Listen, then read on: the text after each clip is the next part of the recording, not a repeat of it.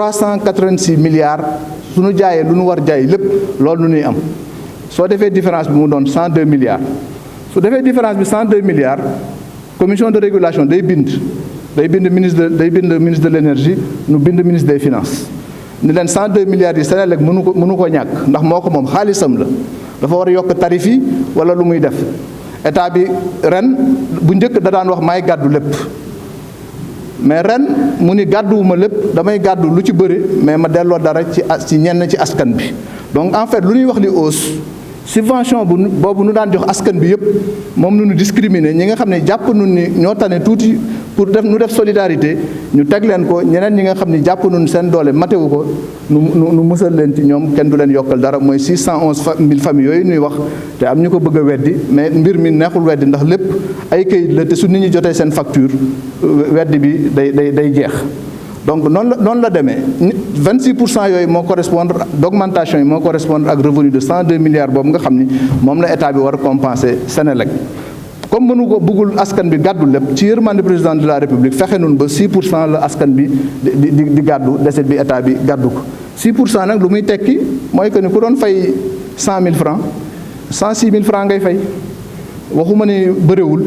mais en tout cas àggul ci dayo buñ ko waxe bi ku daan fay 200 000 112 000 francs 212 000 francs ngay fay entreprise bu mag bi nga xam ne yaa ngi daan fay xëy na 1 million nga fay 1 million 60 000 loolu mooy augmentation bi amul kenn ku ciy fay chiffre bu ëpp boobu deset bi état bi da koy continuer supporter donc loolu mooy réalité augmentation bi xeebaluñ ko Sénégalais yi ndax askan bi fu mu toll loo leen teg rek mën na am dana metti loolu dëgg la mais président dafa am aussi ay politique sociale yi nga xam ni gafaga état bi benn la du ñaar benn kees la moom la ñuy wax unité de caisse ci comptabilité publique xaalis bu ñuy jël bi di def ci subvention yenn clients Senelec yi nga xam ne jàpp nañu war nañu mën a fay ndax wax dëgg yàlla suñu demee ba coono am nu war ko seet nu koy dékkoo gardien bu nekk fii ci buntu assemblée bi warul nu ko mën a teg li nga xam ne moom la ñuy teg président de l'Assemblée nationale jàpp nu ne gardien bi mënul fay amu ko doole matewu ko état bi mën na ko gàddul mais jàpp nañu président Abdoulaye Makhtar Diop mën na fay nu wax ko na def benn effort mu contribuer pour Senelec continuer dox parce qu'on ne peut pas redresser le secteur si on n'a pas un opérateur bu viable si on n'a pas une société d'électricité qui marche économie bi yëpp mooy plombé wu taux de croissance yu ñuy visé yi duñ ko mën atteindre suñu koom-koom sooxe fu nu bëgg a jëme réew bi duñu fa àgg te waruñu mën am pétrole ak gaz war ko exploiter ba pare fekk ni duñu mën am électricité comme am si yenn réewu africains yi nga xam ne du ma cité benn réew ñoo nu ëpp pétrole fuuf mais amuñu électricité lu ko waral ñàkk toppatoo seen compagnie d'électricité ñàkk toppatoo seen société d'électricité ndax su fekkoon mbiru courant yomb man wax naa ko man maay ba may ñëw Senelec maay 15e DG bu ñëw su mbir bi yomboon du mu ko fa fekk du mbir bu yomb mbir bu compliqué la du ay combat personnel du ay xeexu nit c'est des problèmes techniques investissement yu diis la laaj investissement yu metti la laaj état bi yàgg ci def xaalis te amul résultat at yi nun ci commencé am résultat nu continuer nu jàpp pour résultat yooyu yokku pour nu fexe nu atteindre taux d'électrification universelle bu nu bëgg bi en 2025 Sénégalais yu amuloon yu courant am ko mais suñu toppee yenn xalaat yi wala yenn waxin yi wala yenn gisin yi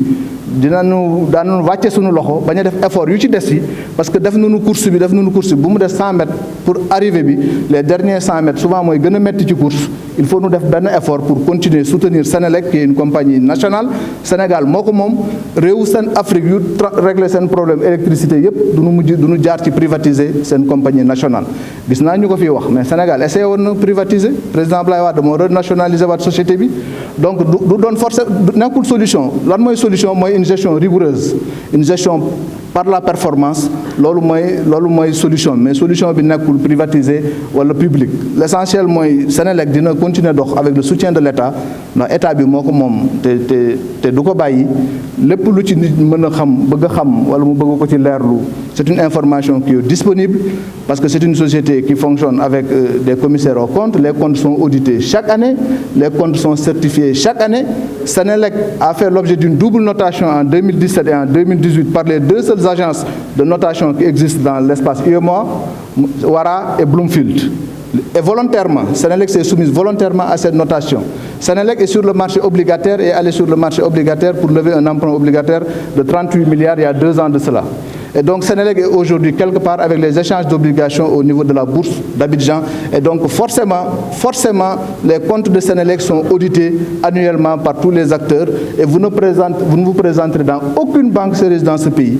pour faire le plus petit emprunt si cette banque-là n'ausculte pas vos états financiers, vous donne confiance et vous prête de l'argent. Et aujourd'hui, Sénélec, comme toutes les entreprises, fonctionne sur la base du crédit. Parce que ce que l'État lui donne là, ce n'est pas une subvention, ce que l'État lui donne, ce n'est pas un don. L'État paye à la place des Sénégalais qui n'en ont pas les moyens. Qui paye la facture de l'électrification,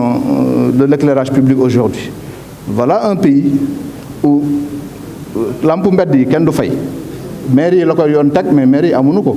État bi gàddu ko. Université yi ñun ñëpp étudiants nu noonu gis ngeen lu ñuy consommé kenn du fay te kenn ñemewul coupé état bi gàddu. Hôpitaux yi xam ngeen kenn du fay seen doole bëriwul état bi gàddu. loolu yëpp nag soo ko dajalee moom nu leen di indil fii leen jàppale leen Sénélec nu fay leen su leen fayu leen nu taxaw parce que loolu chiffre d'affaires am la c'est l'exploitation de Sénélec mais du don bu ñu koy jox wala subvention bu ñu koy jox loolu état bi moo substitué wu ci ñu mënul ñu fay ñu amul ñu doole pour dimbale Sénélec mu continuer dox su ko deful woon Sénélec day nërmeelu te su nërmeeloo mu indiwaat yeneen problème nu war a démarrer waat à zéro donc loolu mooy problème bi donc maa ngi jégalu nit ñi su dee am na kàddu bu dëng di leen sant di leen gërëm wa salaam